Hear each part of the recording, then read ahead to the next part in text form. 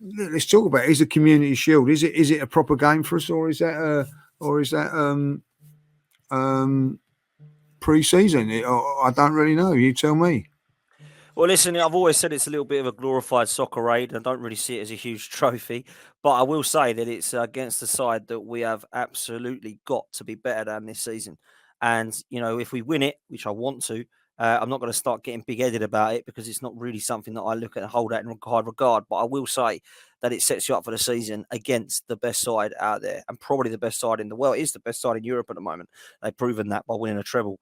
So I think it is important that we take it really seriously, mate. Really seriously. Sorry, Dan, what was that? You're right, mate. I was just out to take an important. Oh, was you on a call? Was you? Oh, I Yeah, saw that. I didn't know if you were on mute or answer. talking to me or what you were doing. Yeah, no, that's no, fine, mate. So no, listen, for me, it is massively important, and I think that it's a game that we can actually look at going up against Man City and saying, do you know what? This is where we're at right now.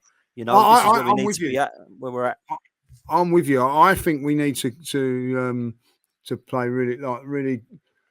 Doesn't mean anything if we don't win it, but I think if we could get a win against them, a little statement win against them, like, you know what I mean? Absolutely. I just think it's we're doing right, don't we, in this Community Shield as well? I don't want to jinx it. But yeah, people turn around, oh, it's a trophy and all that. Like, it is a trophy, but it's a trophy that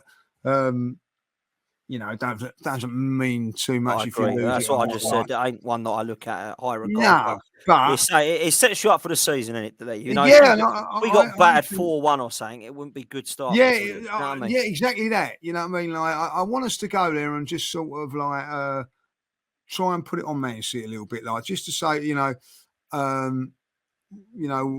here and we're gonna be the team that smashes you and whatever, like, you know what I mean?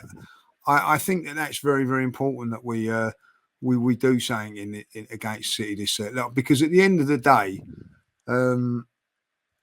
we haven't got a great record against City over the last sort of 10 since Pep. Since Pep, yeah, I think it's one win, I think, and that was the FA Cup one, wasn't it? Like, you know what I mean? So we need to start having a little thing at them, like, you know. Do you know, like, I hate to say it, but Tottenham have got the little thing over them, haven't they? Like, you know what I mean? Yeah. Like, well, that's what we need now on them, like, you know. And you need to start somewhere, you know. If you say to me, oh well, we lose a Community Shield but beat them twice in the league, I know what one I'm going to go for, like, you know. But I do think that this game's very, very important. So I think it's very, very important on Wednesday to see what team we've got out. I know it's a friendly, and but we're back home on home soil, home conditions, so I think it's very, very important. You want to win it, 100%. We want to win it for sure, look mate. What we've done last season. We smashed Seville last season. Smashed Seville.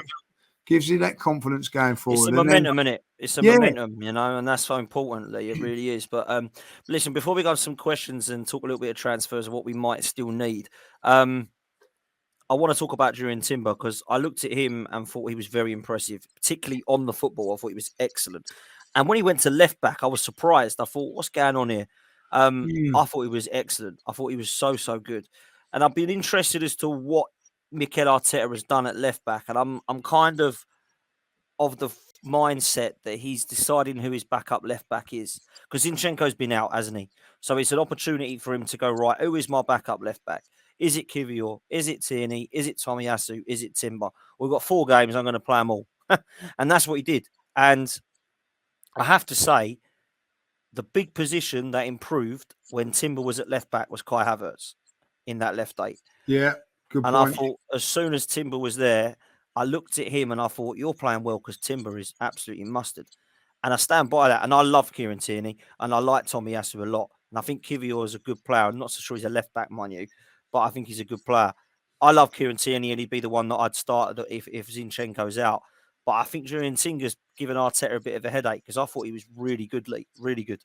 Yeah, I'm going to say that, like, and I think Zinchenko's got to play on Wednesday night. Got to play on Wednesday night. Like, who, sorry?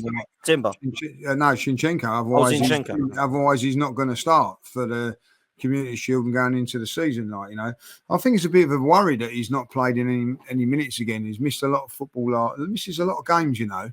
So he's not really a backup left back no more, in my opinion. I think he's someone that's going to get a lot of games in there. Yeah, it's, a lot of games here now.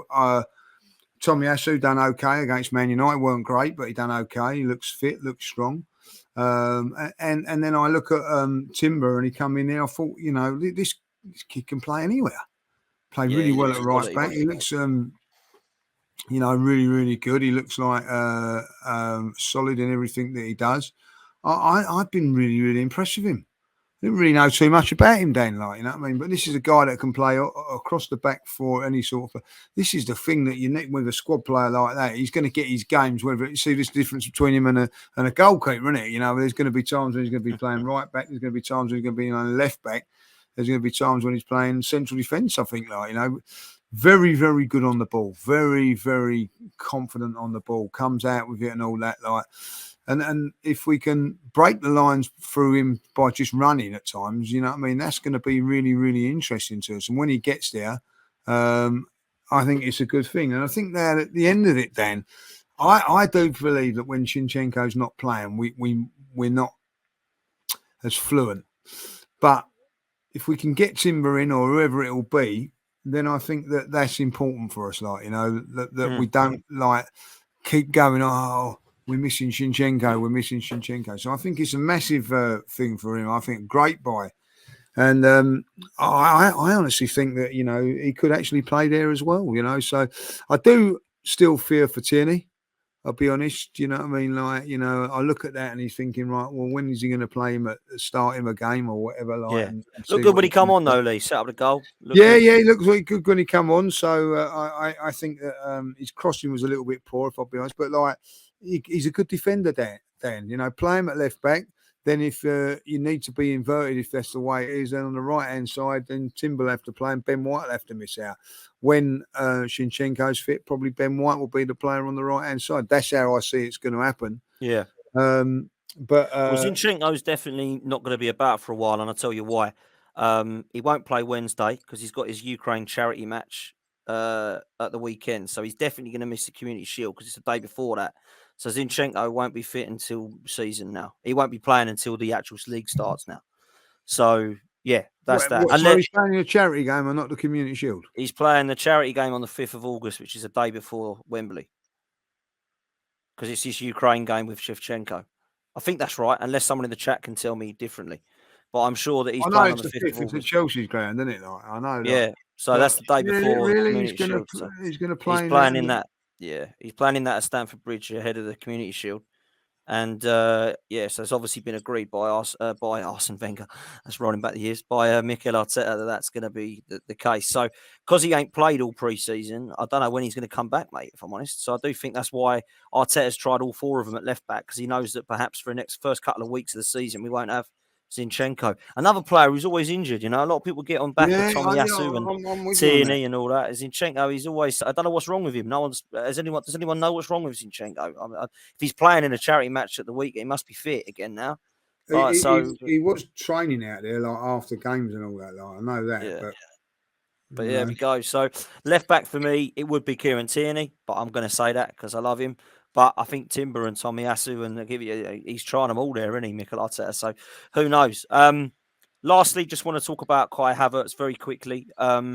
Like you say, scored in the MLS game, scored at the Barcelona game, got a lot of stick with the video with the first touch and the headers and volley thing out in America, which was a bit of a shambles if you look at the video. But I've got to say, Lee, I actually was very impressed with him against Barcelona. I was actually quite surprised and a bit disappointed, I suppose, because I was enjoying seeing what he could do, that he come off. I thought maybe he might have stayed on. But obviously Smith Rowe came on. Like you say, he looked really impressive. For me, he looked like he bulked up, looked a lot fitter. Let me ask you this, though. Is Kai Havertz going to play there, or do you think he's going to be a little bit of a play everywhere type, rotation, versatile?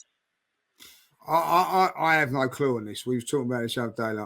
Listen, I think that from what I see of the Barcelona game, Thomas Partey's got to play in the middle as a holding player. Oh, absolutely. So he was different class. So that then puts you, Declan Rice has got to play, but where's he going to play? So is he going to go to box to box? So it's a very interesting week coming up for him.